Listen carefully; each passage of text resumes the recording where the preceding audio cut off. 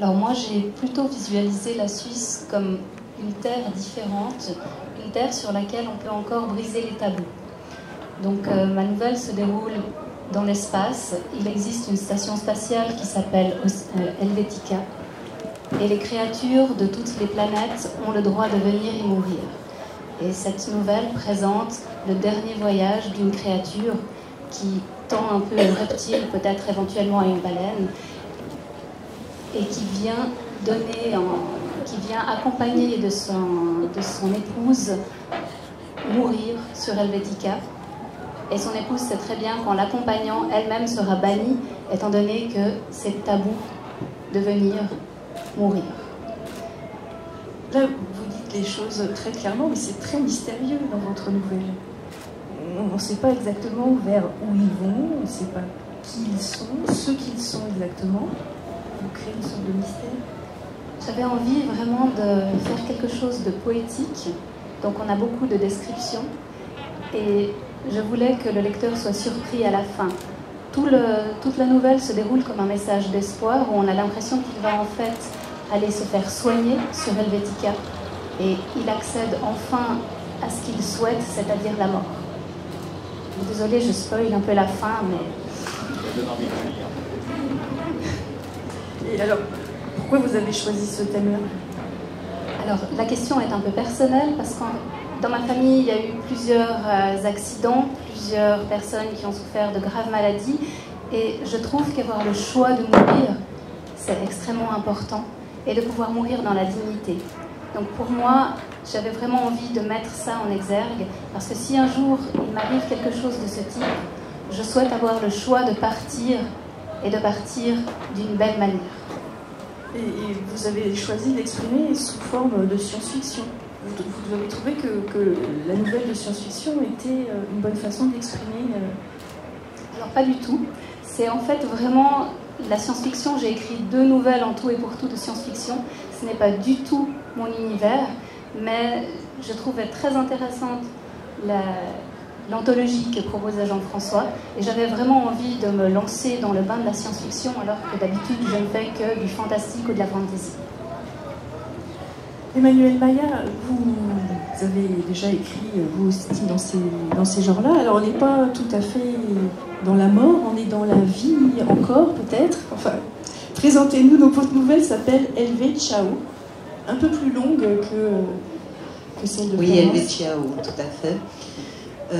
En fait, pour moi, cet appel à texte, je connais peu de science-fiction, je dirais plutôt déjà en nouvelles uniquement, et puis principalement de l'anticipation. Et puis le thème, la Suisse, qu'est-ce qu'on pouvait imaginer par rapport à ça. Et puis j'ai été moi-même, à contrario de Florence par rapport à la mort, moi ce qui m'a heurté dernièrement en Suisse, c'est tout le débat par rapport à l'immigration de masse. Les votations qui se sont déroulées, le peuple suisse a refusé l'immigration de masse, tout ce qu'on nous a présenté comme étant l'étranger, la peur de l'autre. Et c'est ce thème-là que j'ai eu envie d'exploiter pour cette nouvelle. Mais finalement, c'est le prétexte à l'histoire d'un garçon, d'un jeune homme, il a 18 ans, il se sent mal dans sa peau, il n'a jamais trouvé sa place, et peut-être qu'il va la trouver en Suisse finalement. Parce que, quelle est la situation de la Suisse au moment où s'ouvre votre nouvelle?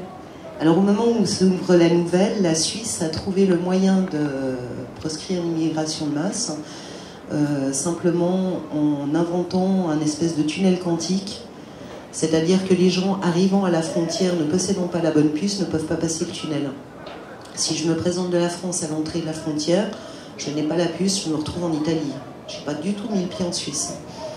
Donc c'était un peu cette idée-là. En plus, ça correspondait très bien avec le PFL qui va changer de directeur cette année. Donc l'actualité m'a un peu servi, ou je me suis un peu servi de l'actualité pour développer le décor de cette nouvelle. Et puis justement, ce garçon-là, dont les parents ont décidé de migrer à l'étranger, en France, revient appelé par son grand-père, qui a la fortune, qui se sent mourir, et qui finalement ne cherche qu'un corps de remplacement. Et vous trouvez que la science-fiction, c'est un bon moyen pour parler de l'actualité? Un bon moyen pour en parler, pour dénoncer éventuellement, pour pouvoir prendre position en tant qu'auteur, parce que je pense que ça fait partie aussi du métier de l'auteur, de pouvoir s'exprimer et prendre position. Et en tant que moi-même étrangère, puisque je suis française d'origine, je n'ai la nationalité suisse que depuis une dizaine d'années. Je suis arrivée en Suisse, j'avais 3 ans et demi, donc c'est mon pays effectivement. Mais je trouve que fermer un pays ne peut amener qu'à le replier sur lui-même et finalement à mourir. Je crois qu'on progresse aussi parce qu'on peut avoir des échanges multiculturels, peu importe, mais l'idée c'est d'échanger. C'est comme ça qu'on va évoluer, c'est comme ça qu'on peut progresser. Et ces idées-là qui sont débattues par certaines parties, une frange de l'extrême droite suisse, me déplaisent fortement, surtout en tant qu'enfant d'immigrés.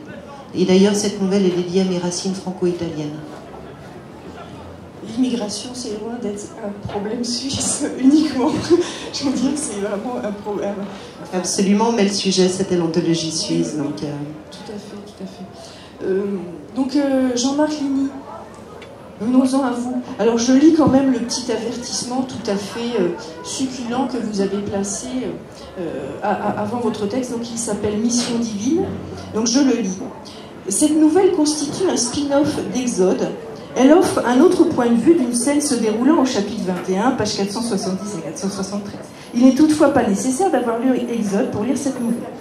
L'auteur s'excuse par avance auprès des habitants de Sephers, dans les Grisons, certainement paisibles et accueillants pour le traitement qu'il fait subir à leur village. Mais rien n'est éternel, même en Suisse. Alors, qu'est-ce qui va se passer dans ce village suisse et tranquille, a priori?